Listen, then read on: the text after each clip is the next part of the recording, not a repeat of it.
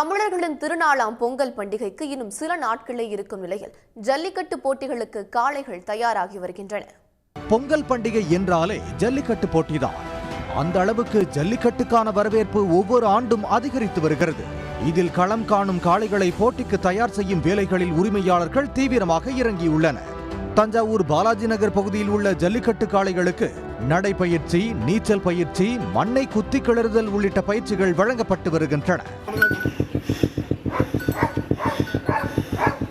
காலையில் 1 மணி நேரம் வாக்கிங், ஒரு அரை மணி நேரம் நீச்சல் போட்டு மாட்டை ஓட்டு வந்து கட்டி போட்டோம்னா கட்டத்தில் நிற்க வேண்டியதுதான் மாட்டுக்கு வேலை.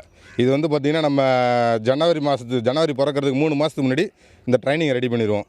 மற்ற நேரத்தில் பார்த்திங்கன்னா சாப்பிட்டுட்டு வீட்டில் இருக்க தான் அதோட வேலை, மற்றபடி அதை துன்புறுத்துறதை போக்குறதுக்கு வேலை இல்லை. இதே போன்று ராசிபுரம் அருகே உள்ள மங்களபுரம் மற்றும் சுற்றுவட்டார பகுதிகளில் ஜல்லிக்கட்டு காளைகளுக்கு உரிமையாளர்கள் தீவிர பயிற்சி அளித்து வருகின்றனர். களத்தில் மாடுபிடி வீரர்களுக்கு சவால் விட தேவையான ஆரோக்கியத்தை வழங்கும் புரதச்சத்து மிகுந்த உணவுகள் காளைகளுக்கு கொடுக்கப்படுகின்றன. என் காளை பேர் கேடி வேலு. அது 5 வருஷமாக வளர்த்திட்டு இருக்கோம். எல்லா வேடிக்கைக்கும் போயிருக்குது, 30 வேடிக்கைக்கு மேலே போயிருக்குது. எல்லாத்துலேயுமே வெற்றி பெற்று ப்ரைஸ் பெற்று வந்துருக்குது. ட்ரைனிங் கொடுத்துட்ருக்கோம். அப்புறம் கொழுந்தனாரும் வீட்டுக்காரரும் தான் ட்ரைனிங் கொடுத்துட்ருக்காங்க. நல்லா பழகிட்டு இருக்கு. இந்த வருஷமும் வேடிக்கை போயிட்டு வெற்றி பெற்று வரும் நம்பிக்கை இருக்கு.